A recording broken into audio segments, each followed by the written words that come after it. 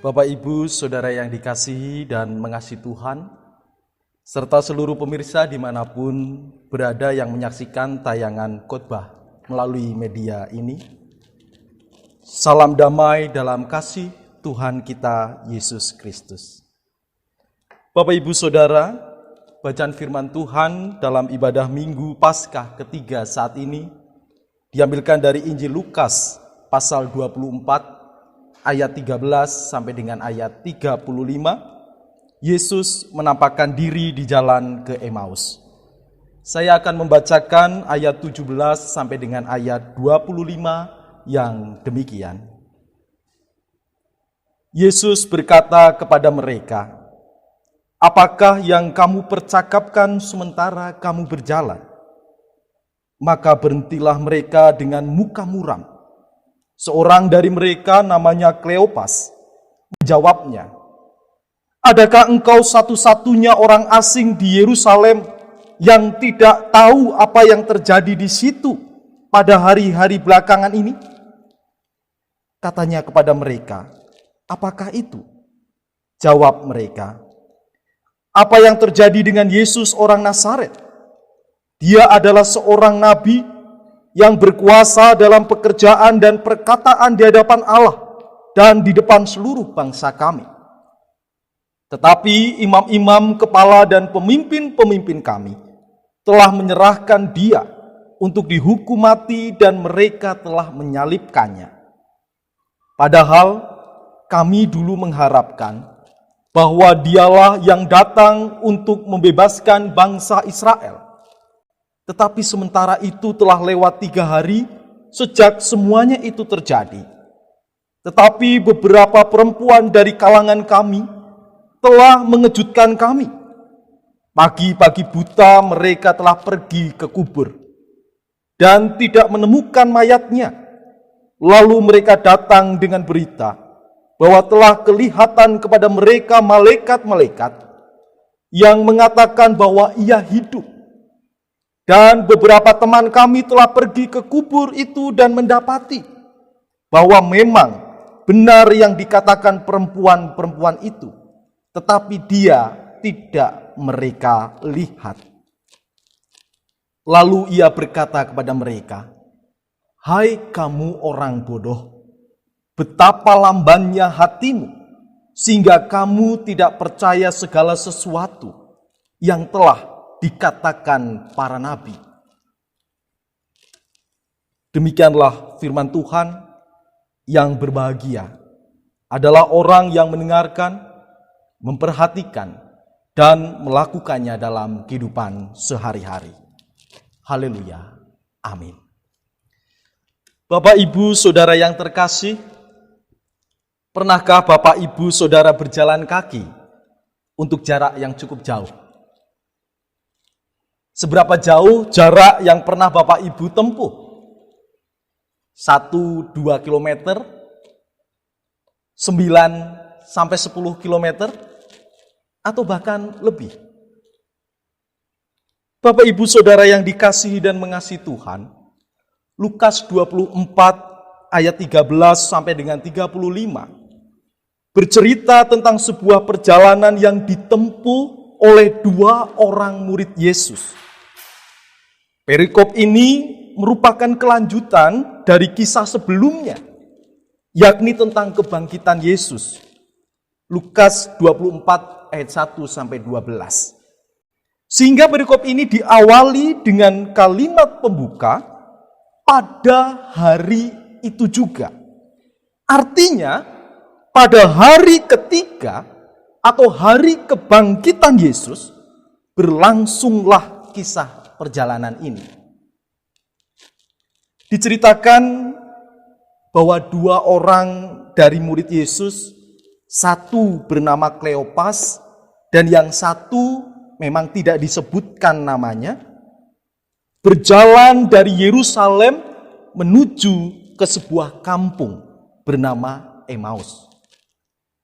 Disebutkan jarak Yerusalem dan Emmaus adalah 7 mil. 1 mil sama dengan kurang lebih 1,5 kilometer, Bapak Ibu Saudara. Jadi jika 7 mil, maka jarak tempuh perjalanan mereka kurang lebih 10,5 kilometer. Atau kita bulatkan sekitar 11 kilometer. Wow, bisa dibayangkan Bapak Ibu Saudara, berjalan kaki sejauh 11 kilometer. Jarak yang cukup jauh tentunya untuk ditempuh dengan berjalan kaki. Bapak Ibu Saudara yang terkasih dalam Tuhan, meskipun demikian, sepertinya rasa lelah tersebut tidak tergambar dalam kisah ini. Karena disebutkan bahwa mereka asik bercakap-cakap. Mereka bertukar pikiran tentang segala sesuatu yang telah terjadi. Asik bercakap-cakap. Sampai-sampai kita bisa menduga lelah perjalanan dan situasi sekitar tidak mereka perhatikan.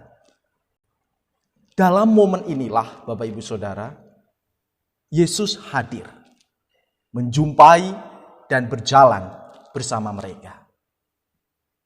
Bapak Ibu Saudara yang terkasih, Yesus bertanya kepada mereka, apakah yang kamu percakapkan sementara kamu berjalan?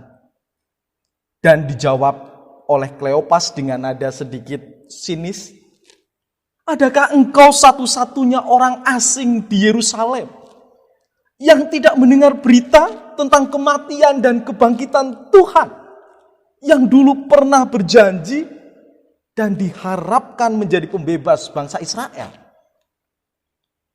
Ya, Bapak Ibu Saudara, di sini Yesus dianggap sebagai orang asing. Bahkan oleh para muridnya sendiri. Di sini Yesus tidak dikenali sama sekali. Tidak dianggap, tidak diperhatikan kehadiran dan eksistensinya. Bukankah ini ironis Bapak Ibu Saudara? Coba Bapak Ibu Saudara bayangkan, jika situasi tersebut terjadi dalam hidup Bapak Ibu Saudara, di mana Bapak Ibu Saudara pernah dipuja oleh mereka, Bapak Ibu Saudara bahkan rela berkorban bagi mereka, namun di akhir cerita, Bapak Ibu Saudara dilupakan begitu saja. Kalau kata lagu, sakitnya tuh di sini. Sakitnya tuh di sini, di hati. Bapak Ibu Saudara yang terkasih,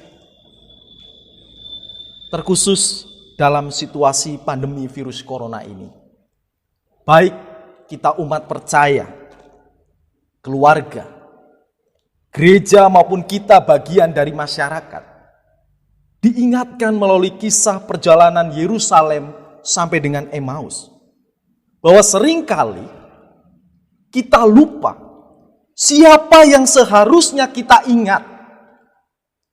Kisah perjalanan Yerusalem sampai dengan Emmaus ini juga mengingatkan kita bahwa seringkali kita lupa siapa yang harus kita kenali, siapa yang harus kita anggap, dan siapa yang harus kita perhatikan Bapak Ibu Saudara. Tidak perlulah radius 11 km dari sekitar kita, seperti jarak Yerusalem sampai dengan Emmaus. Namun bisa dari skup yang lebih sempit. Radius 3 km, radius 5 km, radius 7 km dari tempat kita berada. Dalam radius kilometer sekitar kita mungkin saja banyak orang yang sedang bergumul dengan hidupnya, dengan kekurangannya, dengan ketakutannya, dengan segala keterbatasannya, menantikan dengan sungguh seseorang untuk menyapa mereka dan bertanya, apakah yang sedang kamu pergumulkan, saudaraku? apa yang bisa aku perbuat untukmu?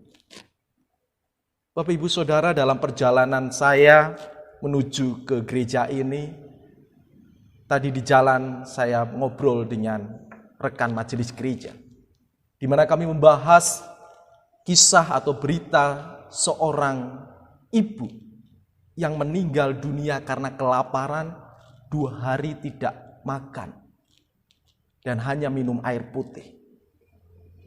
Meskipun dia sudah melaporkan ke lingkungan di masa pandemi corona ini, namun tidak kunjung uluran tangan itu ia dapatkan. Sampai akhirnya orang ini kelaparan dan meninggal dunia. Bapak Ibu Saudara yang terkasih, dalam Paskah ketiga ini kita diingatkan bahwa kebangkitannya menghadirkan pengharapan. Kebangkitannya simbol keberpihakan Tuhan pada kehidupan. Janganlah kita terlalu lama bodoh. Janganlah kita terlalu lama lamban hati untuk terpanggil, untuk tergerak melakukan sesuatu, untuk mewartakan pengharapan, mewartakan keberpihakan kita pada hidup dan kemanusiaan. Kebangkitannya membangkitkan kita untuk berkarya. Tuhan memberkati.